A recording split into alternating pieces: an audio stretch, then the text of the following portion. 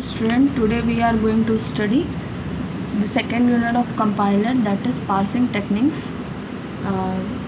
ये second unit जो है वो सेकेंड फेज़ ऑफ कंपाइलर भी है, जो कि होती है फर्स्ट जो होती है स्टेज वो होती है lexical analysis and the second stage जो होती है वो होती है सिंटैक्स एनालिसिस. सिंटैक्स एनालिसिस में हम क्या करते हैं, जो पार्स ट्री है उसको कंस्ट्रक्ट करने की कोशिश करते हैं. और फिर फर्स्ट फेज़ में क्या करते हैं हम लोग, जो भी सोर्स कोड दिया होता है उसको हम वेरियस टोकन्स में डिवाइड कर देते हैं ऑन द बेसिस ऑफ कि उसका पैटर्न क्या है. उस जो भी सोर्स कोड है उसमें जो भी एलिमेंट्स आ रहे हैं उसका पैटर्न क्या है. मींस जैसे कोई एक्सप्रेशन दिया हुआ है या कोई स्टेटमेंट दिया हुआ है ना, तो उसको टोकन्स में डिवाइड कर लेंगे और फिर उसी टोकन्स को हम सिंटैक्स एनालिसिस के लिए भेज देंगे for constructing the parse tree. तो इस यूनिट में हम लोग पढ़ेंगे कि पार्स ट्री कैसे कंस्ट्रक्ट करते हैं. बेसिकली 2 मेथड होते हैं जिससे कि हम पार्स ट्री कंस्ट्रक्ट कर सकते हैं. फर्स्ट ये होता है कि किसी भी इनपुट से जो भी स्ट्रिंग दी हुई है उसको हम स्कैन करेंगे और स्कैन करने के बाद चेक करेंगे कि ये डेरिवेशन जो है वो लेफ़्ट मोस्ट है या राइट मोस्ट है. फिर उसके बाद जो भी प्रोडक्शन रूल दिए होंगे या जो भी ग्रामर दी हुई होगी, है ना, जैसे ये ग्रामर दी हुई है, इस ग्रामर में हम लोग इस ग्रामर को देख के जो भी स्ट्रिंग है उसको रिड्यूस करने की कोशिश करेंगे. जैसे ये ग्रामर दी हुई है और ये हमारी स्ट्रिंग दी हुई है, तो हम क्या करेंगे कि एक इनपुट पॉइंटर लेंगे स्टार्टिंग ऑफ द स्ट्रिंग, ठीक है. इस इनपुट पॉइंटर को, इस x को हम लोग रिड्यूस करने की कोशिश करेंगे with the help of this grammar.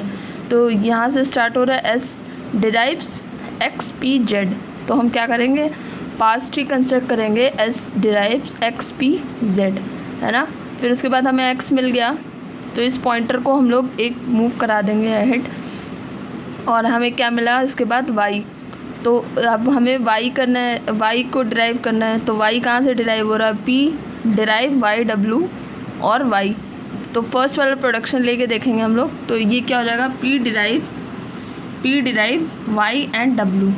But हमें जो इनपुट स्ट्रिंग है उसमें w की ज़रूरत नहीं है, तो हम क्या करेंगे, यहाँ से बैक ट्रैक करेंगे और बैक ट्रैक करने के बाद फिर हम देखेंगे कि एक और प्रोडक्शन दिया हुआ है p डिराइव्स y, जो कि अप्रोप्रिएट है, जो हमें चाहिए y है यहाँ पे.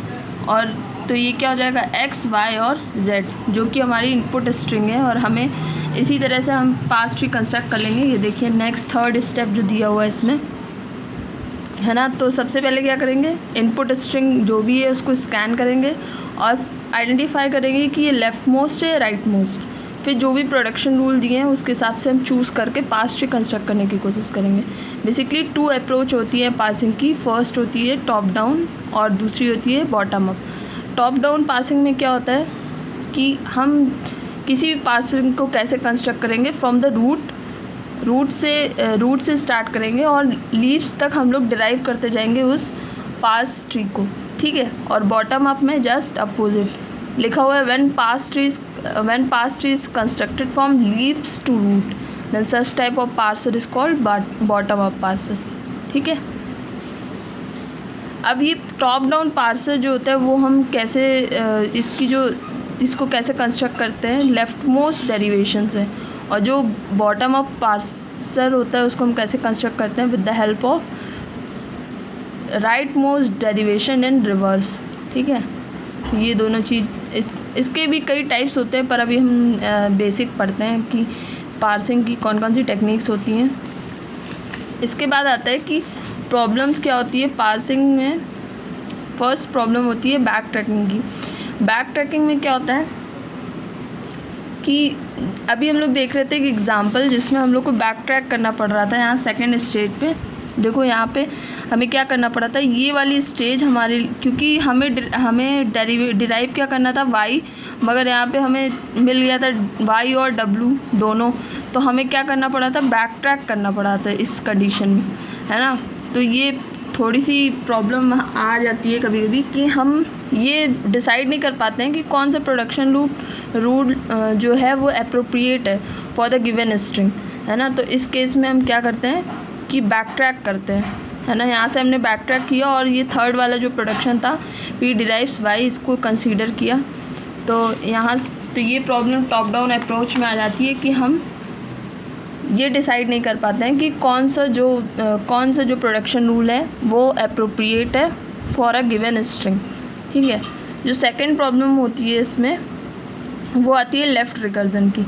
लेफ़्ट रिकर्जन कैसे होता है, जैसे कि कोई एक रूल दिया है वो रिकर्सिव हो। रिकर्सिव का मतलब वो खुद को बार बार, जैसे हम लोग रिकर्जन पढ़ते हैं वैसे ही इसमें भी है कि लेफ़्ट रिकर्सिव हो, मतलब A derives A alpha. Alpha क्या हो सकता है, कुछ भी इनपुट स्ट्रिंग जो आप बना सकते हैं, वो कोई भी स्ट्रिंग हो सकती है इनपुट स्ट्रिंग। और A क्या है यहाँ पे, नॉन टर्मिनल, तो वो खुद को ही डिराइव कर रहा है, बार बार डिराइव कर रहा है। जैसे यहाँ पे देखिए ये दिया हुआ है A derives A alpha and so on, है ना। तो ये क्या कर रहा है, खुद को ही एक्सपेंड कर रहा है। तो ये एक प्रॉब्लम हो गई इसमें। सेकंड यही प्रॉब्लम होती है लेफ़्ट रिकर्जन में। तो इसको हम एलिमिनेट कैसे करेंगे, A tales to A alpha और A टेल्स टू बीटा, ये कोई एक प्रोडक्शन रूल दिया है। अब इसमें हम देखेंगे कि जो ये A tales to A alpha, यहाँ पे देखो A दिया हुआ है और ये A खुद से ही डिराइव कर रहा है A को, है ना। तो ये क्या होगी, एक प्रॉब्लम होगी। तो हम ये क्या है, लेफ़्ट रिकर्जन, मतलब खुद को ही ये प्रोड्यूस कर रहा है। तो ये इसको रिमूव करने के लिए हम क्या करेंगे, कुछ सेट ऑफ रूल्स दिए हुए हैं जिनको हम यूज़ करके हम लेफ़्ट रिकर्जन की प्रॉब्लम जो है वो उसको हटा सकते हैं, रिमूव कर सकते हैं। जैसे दिया हुआ है 8, इसको हम कैसे लिख सकते हैं, कोई एक और वेरिएबल नॉन टर्मिनल ले लेंगे बीटा, और एक बीटा तो दिया हुआ है, कोई एक नॉन टर्मिनल ले लेंगे A डैश कुछ भी हो सकता है, ऐसा कुछ भी नहीं है कि जो A है उसी के रिस्पॉन्डिंग A डैश हमने लिया। B भी ले सकते हैं आप, कुछ भी ले सकते हैं। एक नॉन टर्मिनल लेंगे और उसको क्या करेंगे, A tales to A derives to beta A dash and A dash derives to alpha A dash and A dash derives epsilon. ये और ये दोनों ग्रामर एकदम इक्वल है, मगर इसमें क्या हम लोग क्या इसको जो ये लेफ़्ट रिकर्जन है इसकी जो भी प्रॉब्लम, इसकी प्रॉब्लम जो है उसको एलिमिनेट करने के लिए हमने एक और नॉन टर्मिनल ले लिया A डैश, और फिर उसी को हम क्या इस प्रोडक्शन रूल के थ्रू हम क्या कर रहे हैं, इसको एलिमिनेट करने की कोशिश कर रहे हैं। जैसे एग्जांपल लेते हैं, देखो यहाँ पे दिया हुआ है, जब भी हम पास ट्री कंस्ट्रक्ट करेंगे तो ये जितनी भी प्रॉब्लम्स है टॉप डाउन में, जितनी भी प्रॉब्लम्स आती हैं कि फर्स्ट तो जो हमने बताई थी बैक ट्रैकिंग, और दूसरी लेफ़्ट रिकर्जन, और तीसरी होती है लेफ़्ट फैक्टरिंग। इन सब को रिमूव करके ही हम पास ट्री कंस्ट्रक्ट करेंगे हमेशा। तो ये देखो दिया हुआ है E tells to E plus T। अब देखो ये जो E है ये फिर से लेफ़्ट रिकर्जन, मतलब ये लेफ़्ट रिकर्सिव है कि नहीं, हाँ है, बिल्कुल है, क्योंकि ये खुद को ही डिराइव कर रहा है। तो हम इसको एलिमिनेट कैसे करेंगे, यहाँ पे देखो दिया हुआ है A tales to A alpha, तो इसको हम A मान लेंगे और इस प्लस T को क्या मान लेंगे, अल्फ़ा, ठीक है। और E डिराइव्स T, तो इसको क्या मान लेंगे, बीटा, और इसको A। तब ये जो प्रोडक्शन रूल दिए हैं इसके अकॉर्डिंग ये क्या हो जाएगा, A टेल्स टू A क्या है हमारा यहाँ पे E है, तो लिख देंगे E tells to beta, beta क्या है यहाँ पे T, और A डैश क्या लिख लेंगे हम लोग, E डैश, ठीक है। अब क्या लिखा हुआ है A डैश, तो लिख देंगे A डैश यानी E डैश। हमारे यहाँ पे A क्या है, E है, तो लिख देंगे E डैश, और अल्फ़ा क्या है यहाँ पे प्लस T, है ना, और A डैश क्या है यहाँ पे E डैश, ठीक, और E dash tales to epsilon. तो ये क्या होगी, अब यहाँ पे इस वाली ग्रामर में हमें लेफ़्ट रिकर्जन दिख रहा है, नहीं दिख रहा है, ठीक है। तो नेक्स्ट ये वाली प्रॉपर्टी, ये वाली जो प्रॉब्लम थी लेफ़्ट रिकर्जन की वो हमने एलिमिनेट कर ली। नेक्स्ट जो प्रॉब्लम आती है वो लेफ़्ट फैक्टरिंग। लेफ़्ट फैक्टरिंग में क्या होता है, this occur when it is not clear that which of the following two alternative is used to expand the non terminal. जैसे कि दिया हुआ है A derives alpha beta 1 slash alpha beta 2, तो इसमें हम बता नहीं सकते हैं कि मतलब ये प्रॉब्लम तब आती है जब हम ये नहीं समझ पाते हैं कि कौन सा प्रोडक्शन रूल हमें अप्रोप्रिएट होगा। तो यहाँ पे A tales to alpha beta 1 slash alpha beta 2।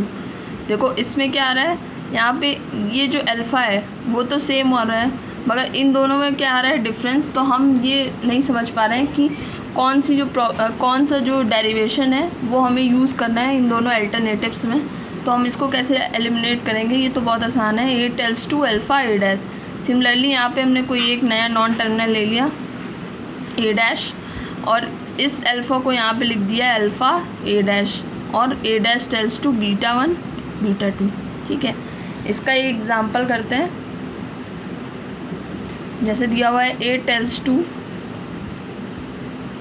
ई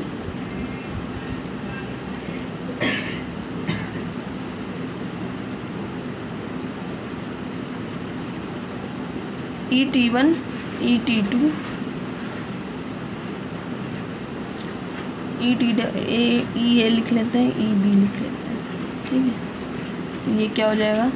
अब हमें इन दोनों में ये क्या प्रॉब्लम आ रही है, लेफ्ट फैक्टरिंग की।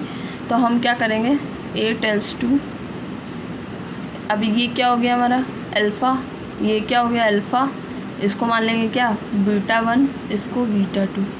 तो ये क्या हो जाएगा, अल्फ़ा क्या है यहाँ पे ई ए डैश, और ए डैश डेराइव्स बीटा 1 यानी A1 A और B। ठीक है, ये क्या होगी, प्रॉब्लम एलिमिनेट होगी लेफ्ट फैक्टरिंग की। ठीक है, इतना पढ़ते हैं, फिर उसके बाद कुछ क्वेश्चन हम लोग ट्राई करेंगे नेक्स्ट वीडियो में। तब तक के लिए थैंक यू।